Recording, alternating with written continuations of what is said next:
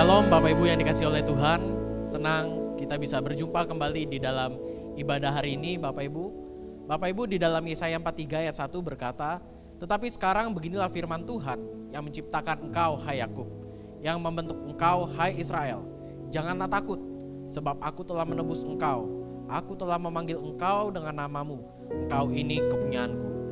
Di firman tersebut Bapak Ibu, Tuhan berkata bahwa Tuhanlah yang menciptakan kita, Dia yang memanggil kita, dan Dia yang menebus kita. Mungkin di antara kita sekarang sedang ada yang bergumul, sedang ada yang berbeban berat, tetapi hari ini saya mengajak kita semua untuk mari kita datang kepada Tuhan. Jangan pernah ragu dengan Tuhan. Kita datang, kita mau berdoa, kita mau berseru kepada Tuhan, karena Tuhanlah yang sangat mengasihi dan mengenal setiap kita. Dan hari ini Tuhan telah membuka tangannya, Dia siap untuk melawat setiap kita secara pribadi. Mari Bapak Ibu, kita mau sama-sama berdoa, kita datang kepada Tuhan. Bapa dalam surga, hari ini kami sungguh bersyukur Tuhan, jika Engkau begitu mengasihi kami Tuhan. Kami bersyukur anugerah-Mu yang selalu baru bagi setiap kami Tuhan. Dan hari ini kami datang kepada Engkau, kami ingin beribadah Tuhan kepada Engkau. Biar kiranya Kau yang tolong berkati ibadah kami dari awal pertengahan hingga akhirnya Tuhan. Biar melalui ibadah ini kami boleh menyembah Engkau, kami boleh meninggikan Engkau, sehingga nama Engkau terus dipermuliakan. Terima kasih Tuhan, hanya di dalam nama Tuhan Yesus kami sudah berdoa. Haleluya, amin. Mari Bapak Ibu, saya mengajak kita semua bersama dengan di seluruh gereja, di sepanjang abad dan di segala tempat, kita ingin mengikrarkan pengakuan iman rasuli yang berbunyi demikian. Aku percaya kepada Allah, Bapa yang Maha Kuasa, Khalik langit dan bumi, dan kepada Yesus Kristus, anak yang tunggal Tuhan kita, yang dikandung oleh Roh Kudus, lahir dari anak darah Maria, yang menderita sengsara di bawah pemerintahan Pontius Pilatus, disalibkan, mati dan kuburkan, turun ke dalam kerajaan maut. Pada hari yang ketiga, bangkit pula dari antara orang mati, naik ke surga, duduk di sebelah kanan Allah, Bapa yang Maha Kuasa. Dan dari sana yang akan datang untuk menghakimi orang hidup dan yang mati. Aku percaya kepada Roh Kudus, gereja yang kudus dan am, persekutuan orang kudus, pengampunan dosa, kebangkitan tubuh dan hidup yang kekal. Amin. Aku bersyukur ketika kita ada di hadirat Tuhan, maka satu hal yang harusnya kita alami adalah sebuah sukacita. Saya yakin Bapak Ibu di hadirat Tuhan, kita akan hari ini akan bersukacita, kita akan kembali mengalami jamahan Tuhan, kita akan kembali mengalami lawatan Tuhan. Ini kami Tuhan, kami datang kepadamu. Terima kasih Tuhan. Bersyukur selalu bagi kasih-Mu dalam hidupku.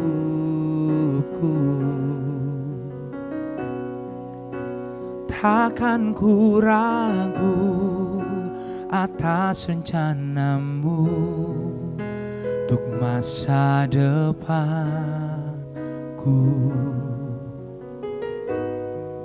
Sebagai Bapa yang baik, takkan pernah Kau melupakanku. Sebagai Bapa yang sangat baik, takkan pernah Kau meninggalkanku. Ku kan menari dan bersuka karena-Mu, oh Yesusku. Dan ku kan minum air-Mu bagai rusa rindu selalu. Ku hidup dalam-Mu dan hidup-Mu di dalamku, oh Yesusku.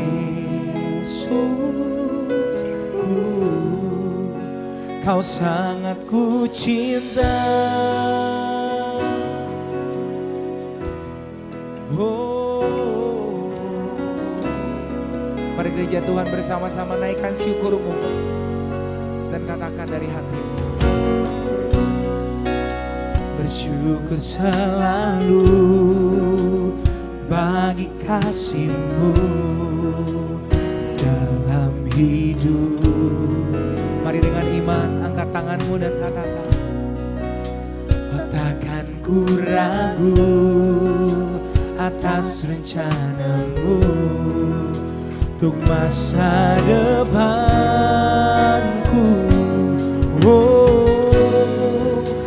sebagai Bapa yang baik.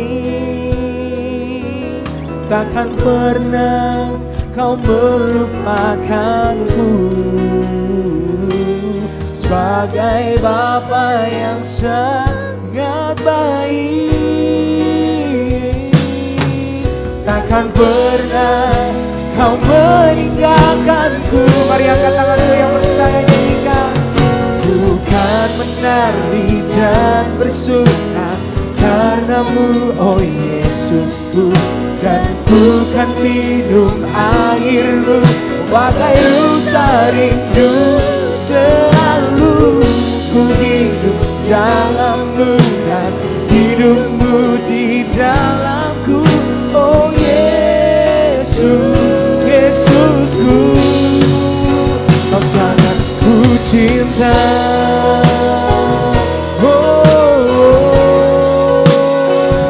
Kau sangat ku cinta, oh Yesusku. Bukan menari karenamu, bukan bersuka karenamu, oh Yesus. Mari gereja Tuhan, angkat suaramu, nyanyikan. Bukan menari dan bersuka, oh Yesusku, dan bukan minum airmu bagai rusa rindu.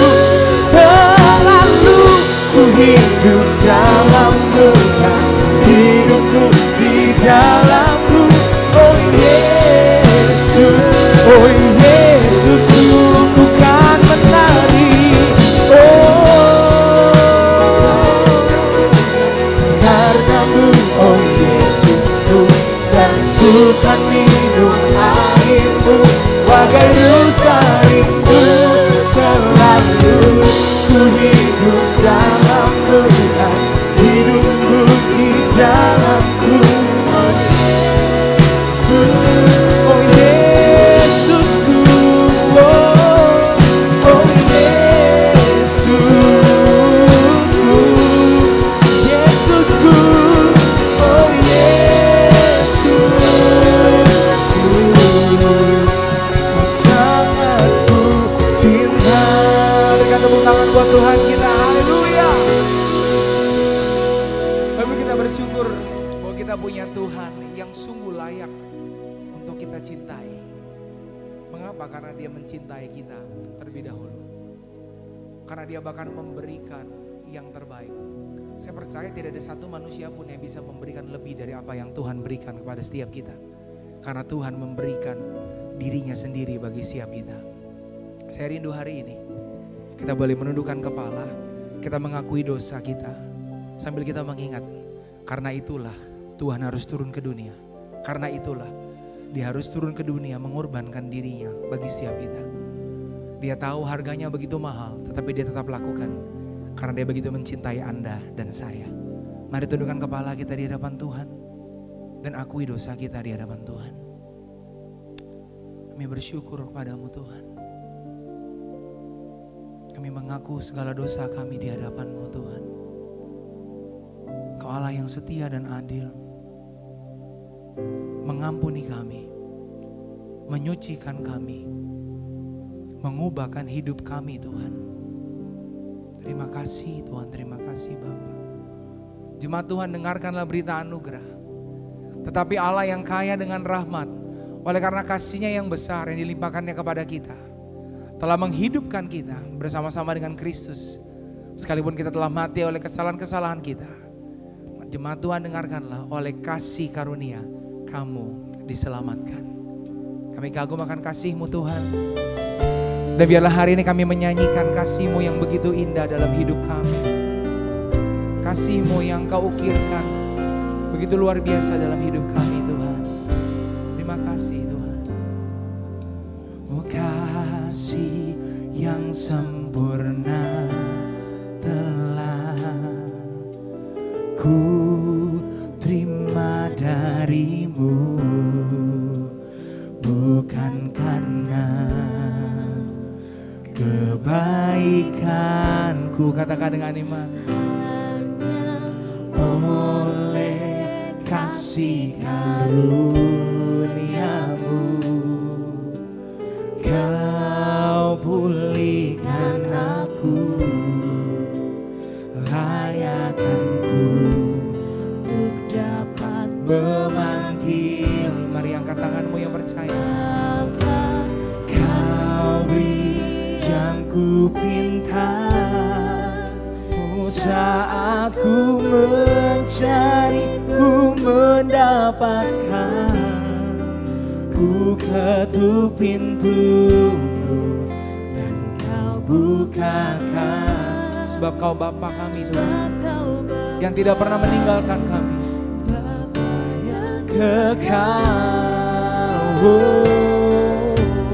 Takkan Kau biarkan aku melangkah hanya sendirian. Kau selalu ada bagiku, sebab Kau Bapa yang kekal. Kau kekal, Kau tidak pernah meninggalkan kami Tuhan. Kau selalu ada bagi kami.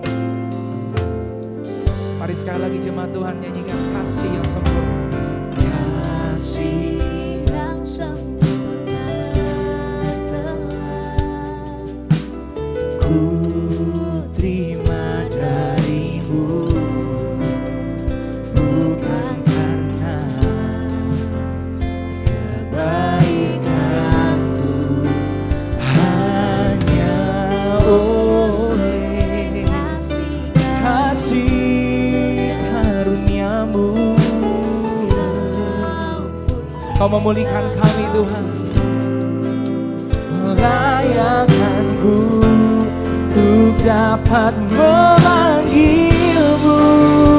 Bapa, Kau beri yang ku minta, saat ku mencari, ku mendapatkan. Ku ketuk pintu dan Kau bukakan. Oh, sebab Kau Bapakku, Bapa yang kekal. Takkan Kau biarkan aku melangkah hanya sendirian. Kau selalu ada bagiku, sebab Kau Bapakku, Bapa yang kekal. Oh, terima kasih Tuhan buat kasih-Mu,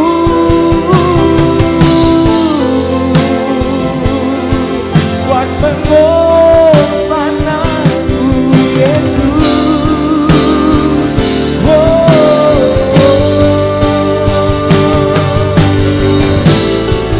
Mari jemaat Tuhan nyanyikan. Kau yang ku minta, oh saat ku mencari, ku mendapatkan. Ku ketuk pintu dan Kau bukakan. Sebab Kau Bapa yang kekal.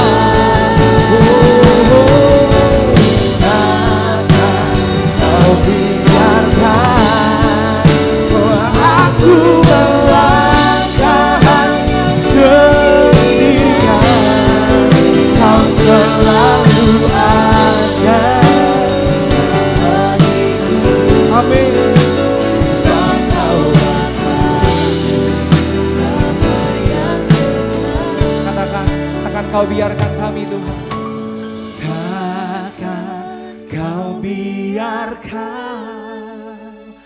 aku melangkah hanya sendirian. Kau selalu ada. katakan Kau selalu ada. Kau selalu ada bagi. Dengan penuh iman dan keyakinan. Kau selalu ada bagiku, sebab Kau Bapa-Ku, Bapa yang kekal.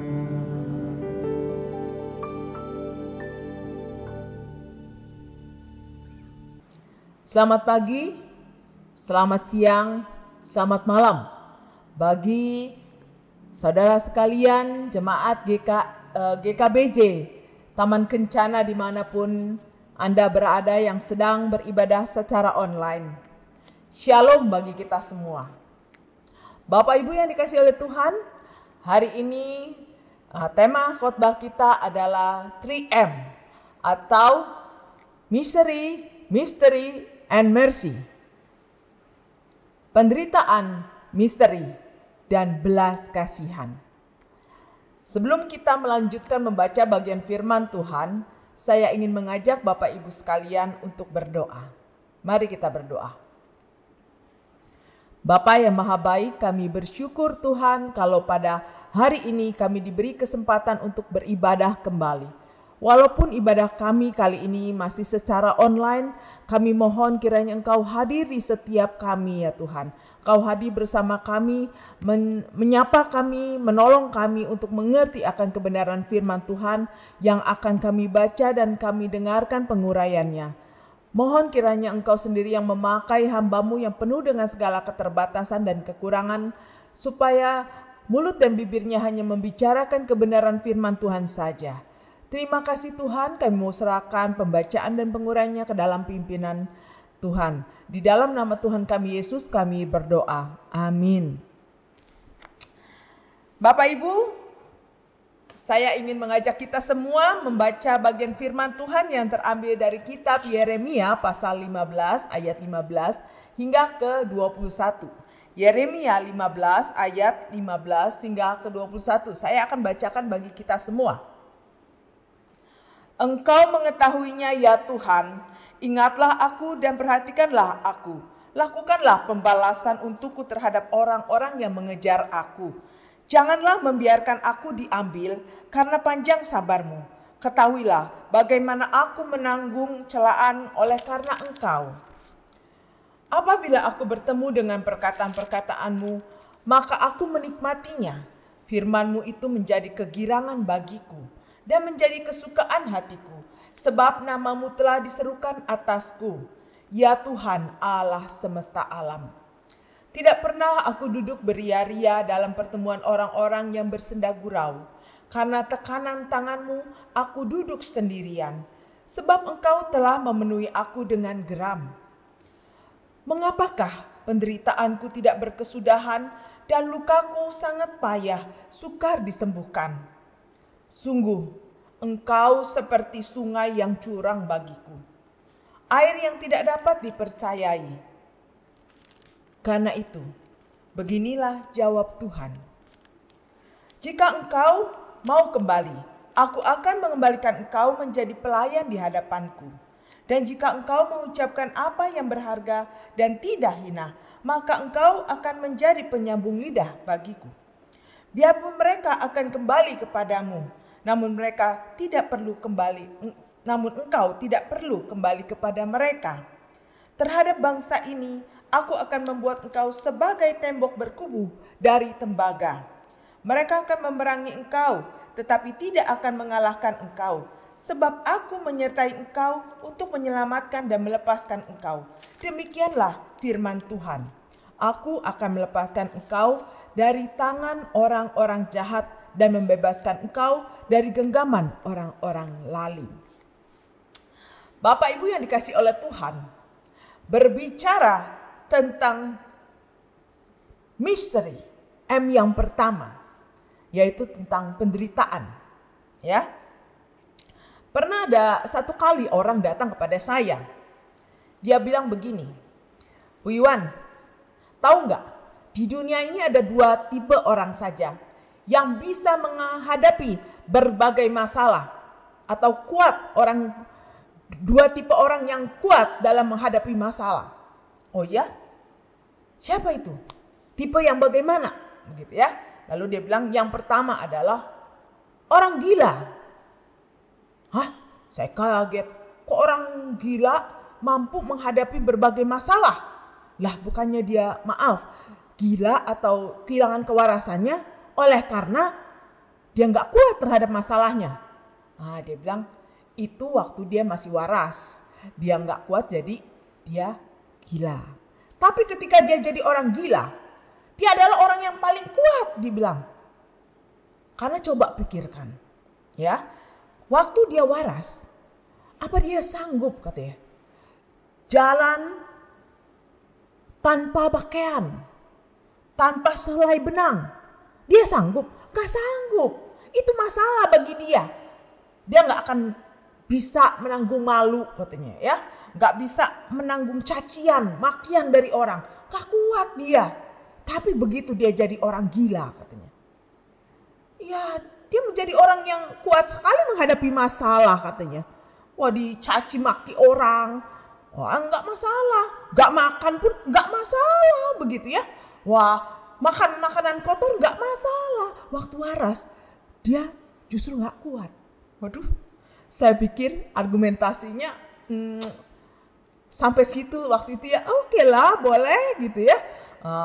Ya lumayan lah pemikirannya masih bisa diterima begitu. Argumentasinya maksud saya. Nah tipe yang kedua, tahu gak Bu Iwan katanya? Ya siapa? Nah, saya udah memikirkan siapa nih ya, pokoknya yang aneh-aneh lah gitu ya. Orang jawaban yang pertama aja orang gila begitu ya. Yang kedua siapa nih? Yang kedua hamba Tuhan. Tambah kaget saya. Waduh saya hamba Tuhan begitu ya. Dia waktu itu bilangnya pendeta begitu ya. Ya kayak Ibu Iwan, maksudnya bukan pendeta saja berarti hamba Tuhan pada umumnya begitu. Dalam hati saya waduh, Betty nih sama orang gila nih hamba Tuhan kalau begitu. Atau satu level nih, satu lifting nih. Seangkatan begitu ya. Kok dia bilang jadi orang yang paling kuat begitu ya dalam menghadapi masalah. Coba jelaskan kenapa begitu. Nih ya katanya, hamba Tuhan kan tuh punya masalah di dalam hidupnya pasti. Oh iya benar, hamba Tuhan pasti punya masalah. Sebagai pribadi, sebagai manusia dia pasti nggak lepas dari masalah ya. Oke terus iya masalah dia aja ada begitu ya. Ditambah lagi masalah jemaatnya. Bayangkan kalau dia punya ratusan bahkan ribuan jemaat. Apa nggak numpuk masalah dalam diri dia? Dan dia kuat aja tuh Bu katanya. Saya mikir-mikir apa benar apa enggak nih ya gitu ya. Waduh agak bergumul saya dengernya begitu. Tapi ya oke lah namanya pendapat dia ya. Ini terlepas dari benar dan salahnya ya namanya pendapat gitu ya. Saya dengar aja begitu ya pandangan kamu oke. Tapi pada kenyataannya saudara saya berpikir apa benar hamba Tuhan itu kuat begitu ya. Adalah makhluk yang paling kuat di dalam menghadapi masalah. Saya pikir enggak juga ya.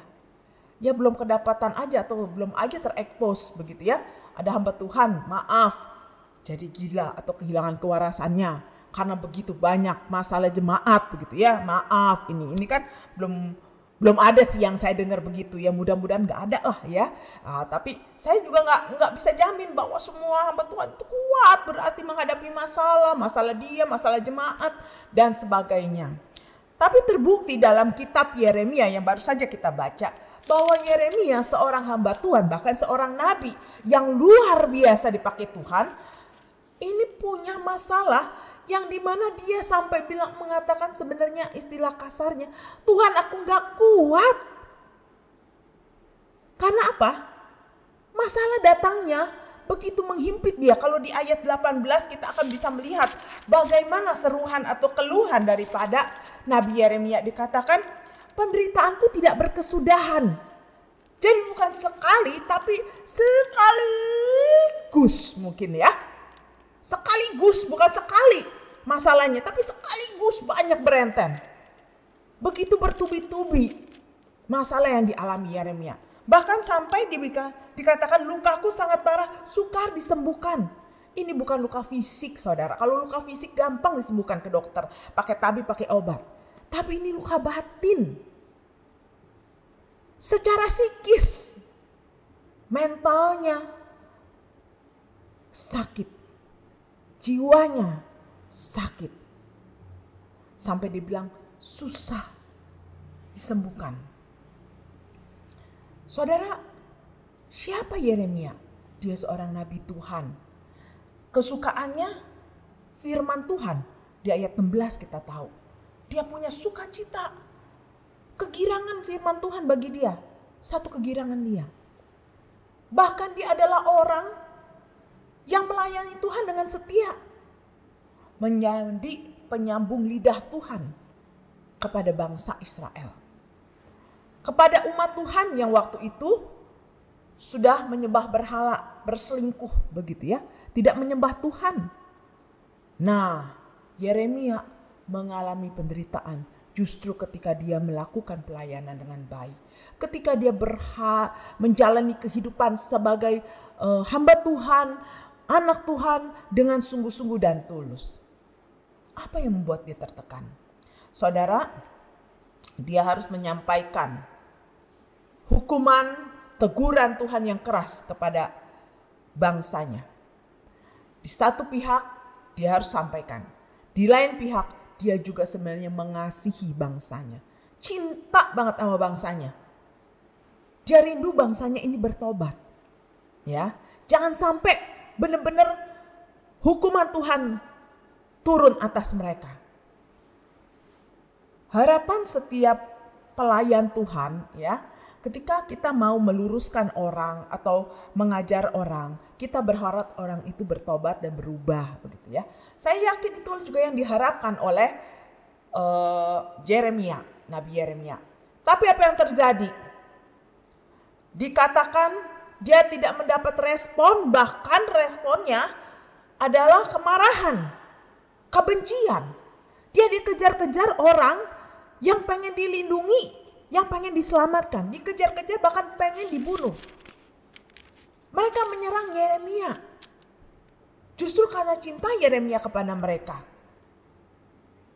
Dan bukan hanya sampai di situ. Waktu Yeremia mengatakan, Tuhan, Engkau seperti sungai yang curang bagiku. Air yang tidak dapat dipercayai. Saudara, di sini penderitaan Yeremia itu sampai seperti itu, sampai susah banget. Sesak rasanya hidup dia. Itu karena ternyata dia nggak merasakan pertolongan Tuhan. Tuhan yang memerintahkan dia melakukan pelayanan ini. Tapi dia rasa Tuhan tidak bertindak melindungi dia.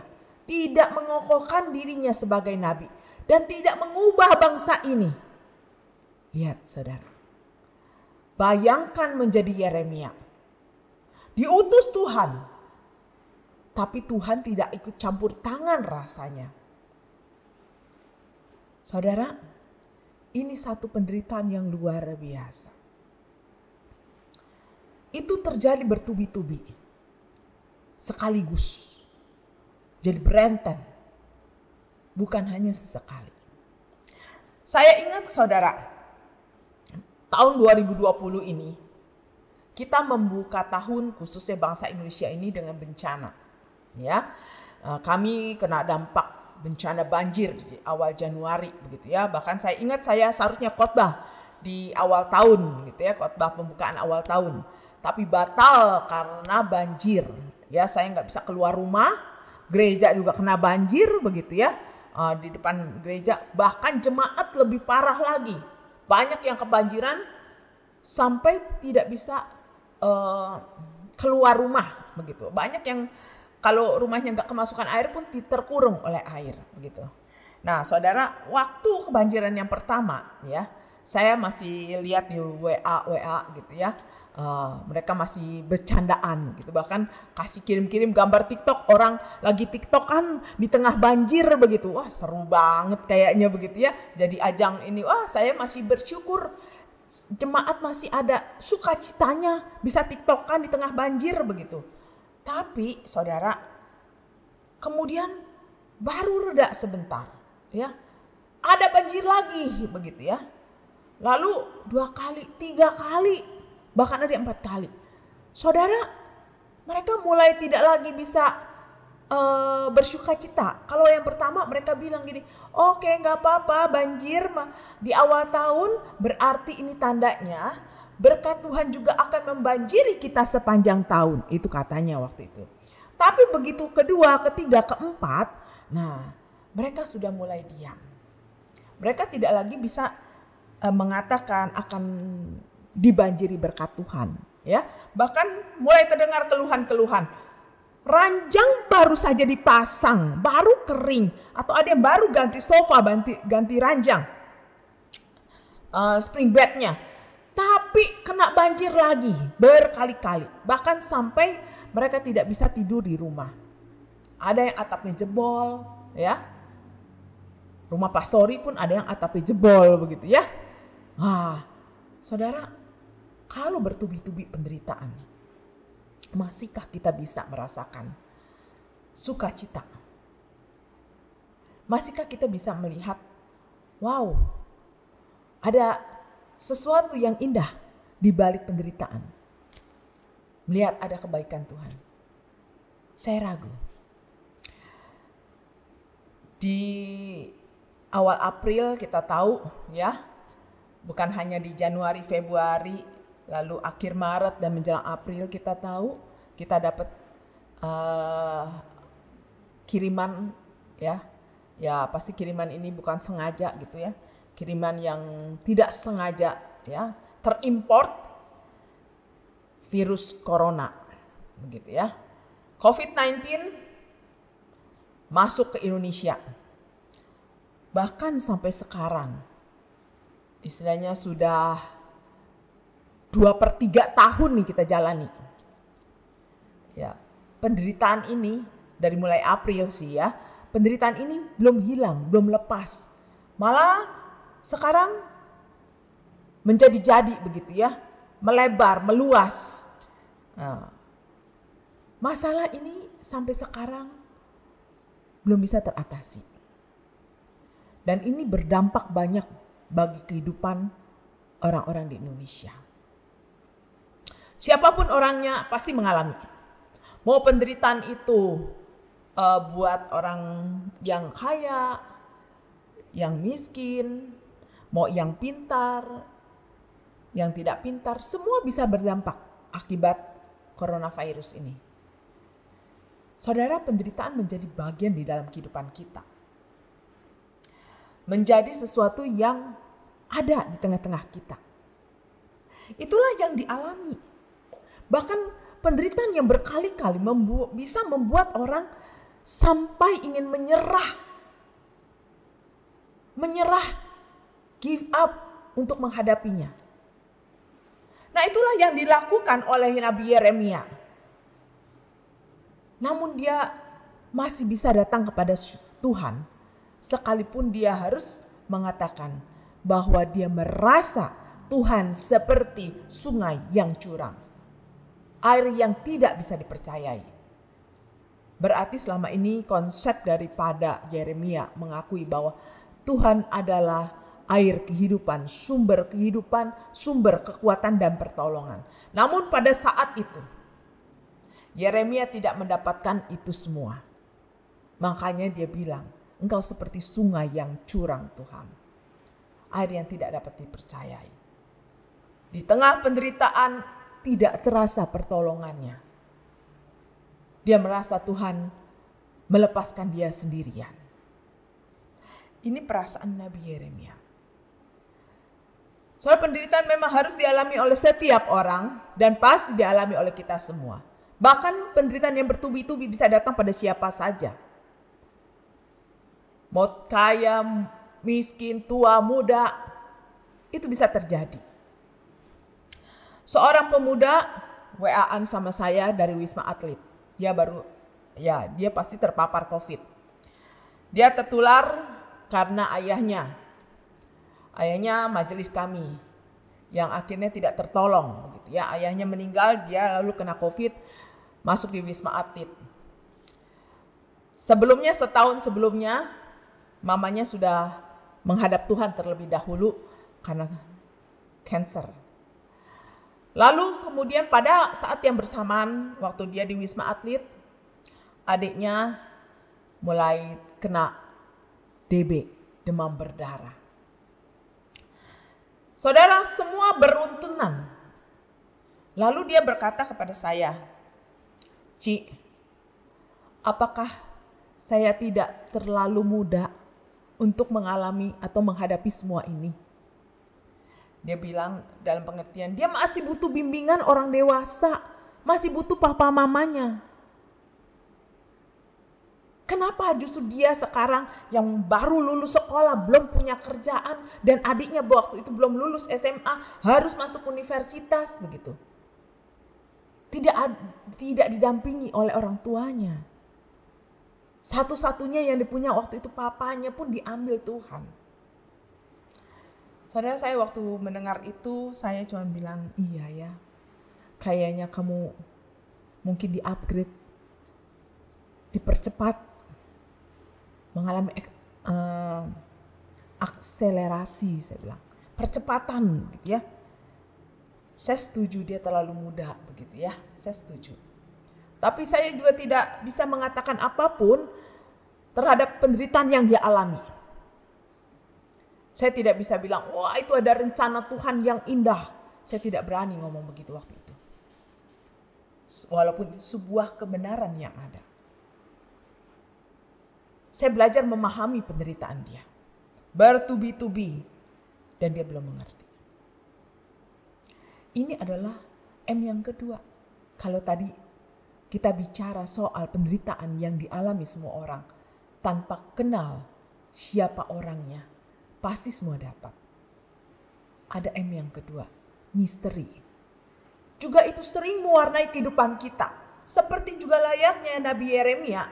Di tengah ketidakmengertiannya, seharusnya seorang hamba Tuhan diperintahkan Tuhan, seharusnya ada pendampingan dong dari Tuhan. Ada perlindungan dong dari Tuhan. Kenapa dia tidak merasakannya? Kenapa tidak ada pembelaan yang dia rasakan? Itulah sebabnya dia merasa Tuhan sepertinya seperti sungai yang curang, air yang tidak bisa dipercaya.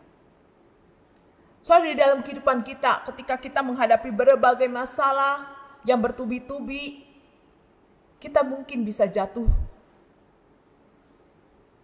di dalam kondisi seperti Yeremia.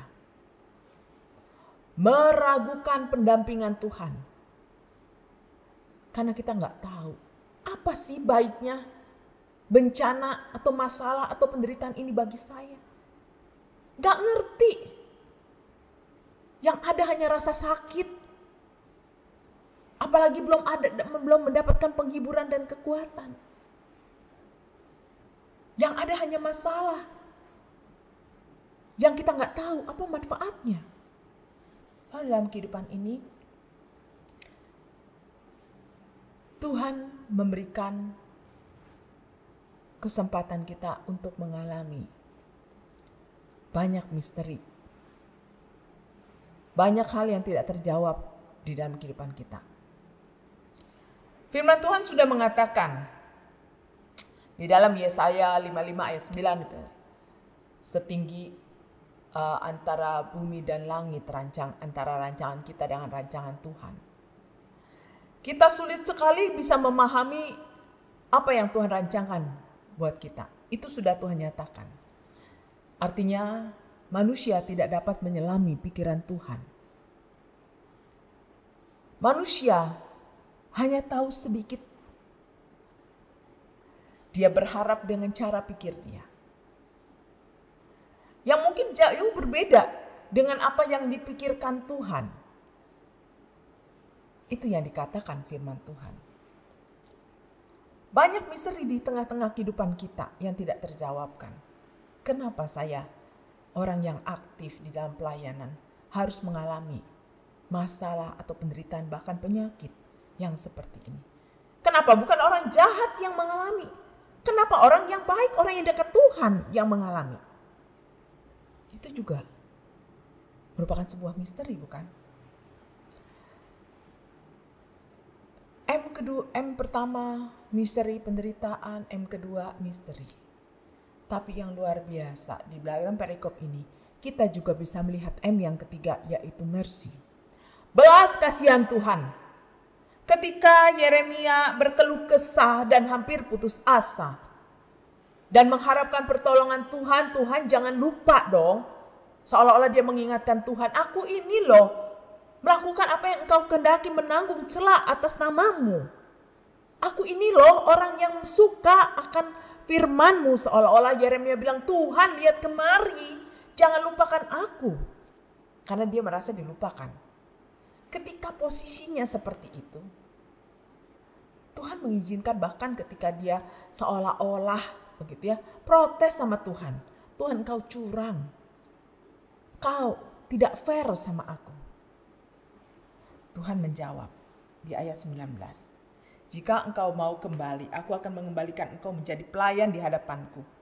Dan jika engkau mengucapkan apa yang berharga dan tidak hina, maka engkau akan menjadi penyambung lidah bagiku.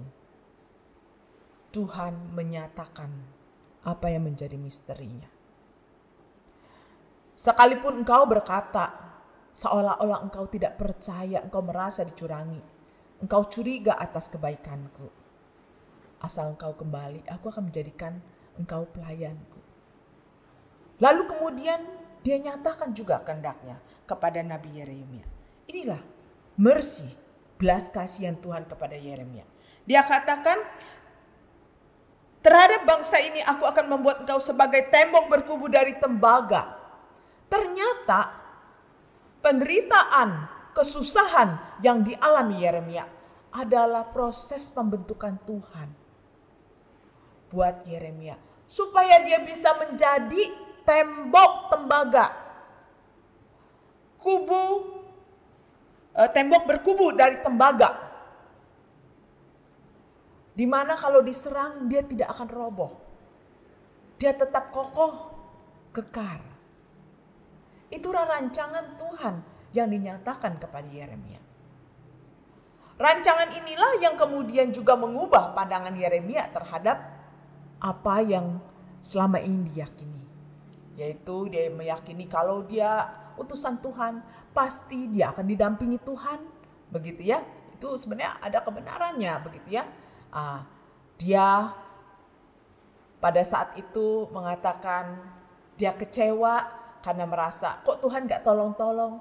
Tapi itu kemudian di dalam kitab Ratapan, di mana dia menulis di dalam Ratapan 3 ayat 22 dikatakan, tak berkesudahan kasih setia Tuhan. Artinya apa? Yeremia sudah berpindah dari konsepnya sampai dia bisa mengatakan bahwa belas kasihan, mercy-nya Tuhan tidak berkesudahan, selalu ada. Tadinya dia tidak percaya ada belas kasihan Tuhan. Dia mempertanyakan pendampingan Tuhan, belas kasihan Tuhan. Tapi ketika dijawab, itu mengubah pandangan dia. Bahkan di dalam Yeremia 29 ayat 11 dikatakan, Tuhan tahu rancangan apa yang ada padanya. Yaitu bukan rancangan kecelakaan, tapi rancangan untuk masa depan yang penuh harapan. Itu dinyatakan Tuhan lagi kepada Yeremia.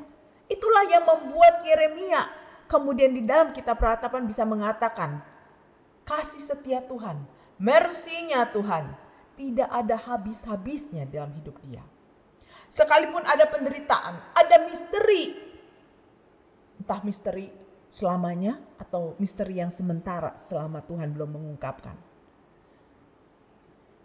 Tetap ada mercy. Saudara, di dalam kehidupan kita juga mungkin akan mengalami yang namanya penderitaan pasti. Tapi kadang-kadang kita sampai kepada titik di mana kita rasanya nggak sanggup menjalani kehidupan. Bahkan hamba Tuhan sekalipun bisa jatuh ke dalam titik itu. Sampai kepada titik di mana rasanya mau give up Tuhan. Ketika kita tidak melihat pertolongan Tuhan. Mari belajar percaya akan janji Tuhan. Belajar percaya kalau Tuhan pemikiran Tuhan kita tidak bisa mengerti. Karena memang benar rancangan Tuhan itu setinggi langit.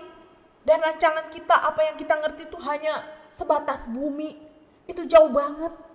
Kita tidak mengerti. Jangan paksa. Jangan paksa, kita harus tahu. Belajar terima dengan iman. Ketika kita tidak melihat ada pertolongan atau tangan Tuhan yang terulur pada kita. Belajar mempercayai hati Tuhan. Janji Tuhan keluar dari hati Tuhan. Tuhan berjanji pada Yeremia, aku menyertai engkau untuk menyelamatkan dan melepaskan engkau. Itu juga janji yang diberikan kepada setiap anak Tuhan. Yang penting kita mau datang ke hadapan Tuhan seperti Yeremia. Sekalipun engkau di dalam kondisi yang terpuruk, engkau terseok-seok, tetaplah datang pada Tuhan. Kau boleh nangis, engkau boleh berkeluh kesah. Menyatakan imanmu yang goncang pun engkau boleh datang pada Tuhan.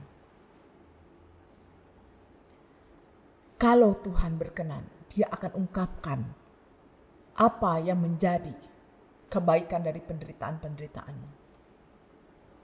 Ataupun kalau Tuhan tidak mengungkapkannya, itu menjadi misteri bagi engkau dan saya seumur hidup. Tetaplah percaya, ada belas kasihan Tuhan yang menyertai kita sepanjang hidup kita. Terlebih lagi Tuhan Yesus pernah berkata kepada murid-muridnya, aku menyertai engkau sampai kepada akhir zaman. Itu dinyatakan kepada setiap murid Tuhan, termasuk engkau dan saya yang menjadi murid Tuhan. Tuhan menyertai engkau dan saya di dalam menjalani kehidupan ini. Biarlah mulai sekarang, apapun yang menjadi permasalahan di dalam hidup kita, apa yang menjadi misteri, penderitaan, atau misteri yang tak terjawabkan, mari belajar mempercayai hatinya Tuhan. Kalau engkau tidak bisa mengikuti pikiran Tuhan, rancangan Tuhan, kau tidak bisa mengetahuinya, mari tetap percaya hatinya Tuhan yang selalu berbelas kasihan kepada kita, yang selalu punya belas kasihan kepada setiap anak-anaknya. Biarlah kita boleh berpegang pada itu semua. Mari kita berdoa. Bapa yang maha baik, pada saat ini kami datang di hadapan Tuhan, mengucap syukur Tuhan, karena kami boleh tahu di tengah penderitaan yang mungkin bertubi-tubi,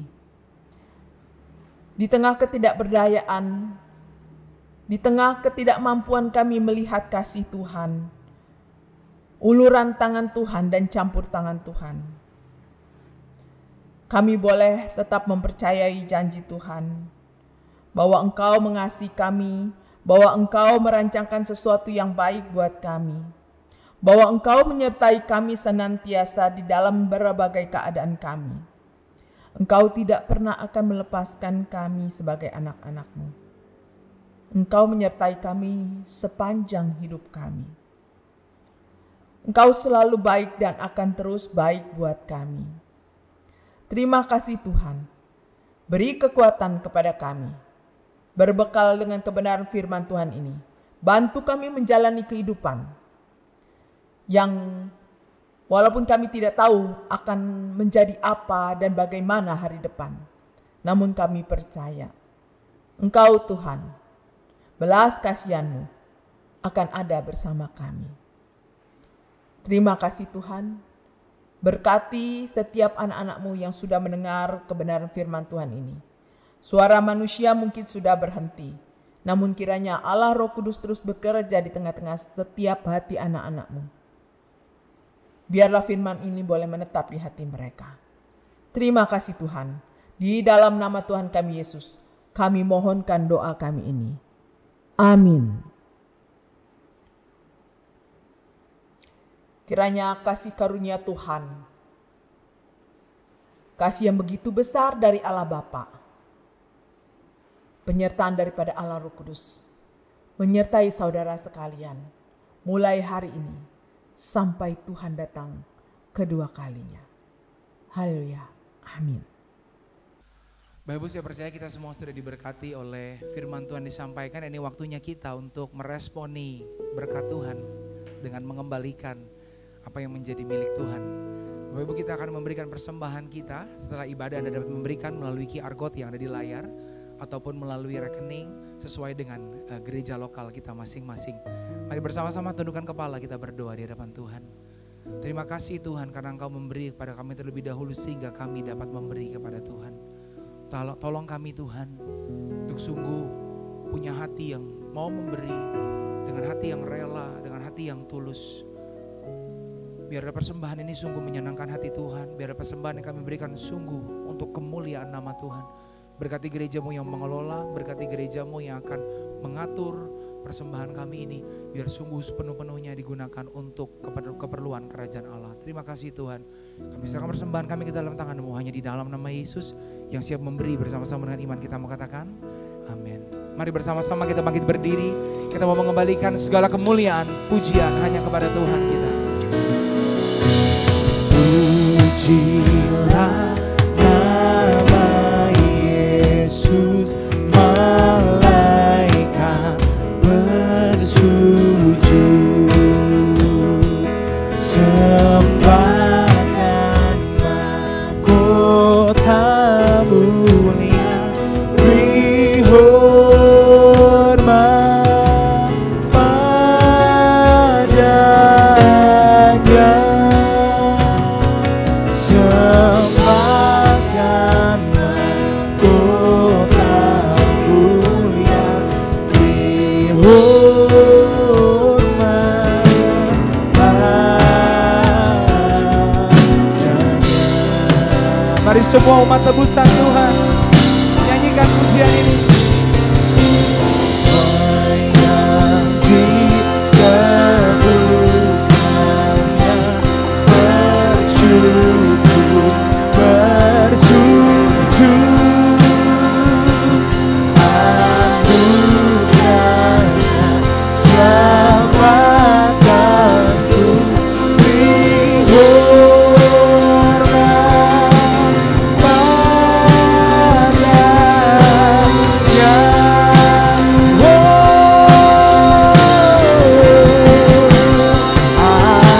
Anugerahnya selamatkanku, beri hormat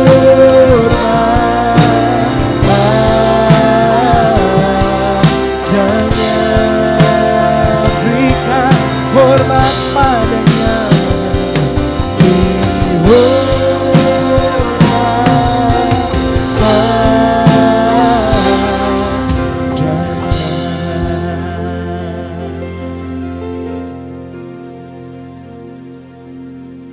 Kami menghormati Engkau di dalam ibadah kami ya Tuhan.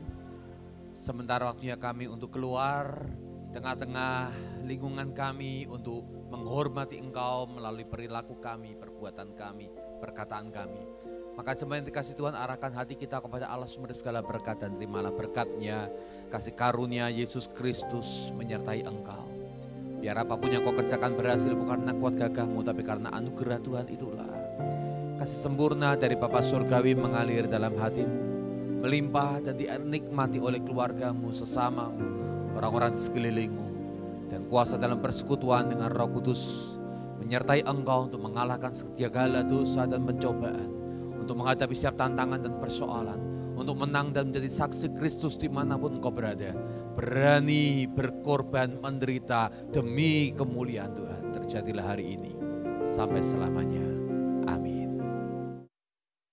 Kabar gembira bagi kita semua, khusus untuk jemaat GKBJ Taman Kencana, mulai sekarang Anda dapat melakukan persembahan dengan cara yang lebih mudah. Anda cukup men-scan QR Code pada aplikasi pembayaran yang Anda miliki. Anda dapat melakukan pembayaran melalui OVO, GoPay, Dana, dan Link Aja. Terima kasih.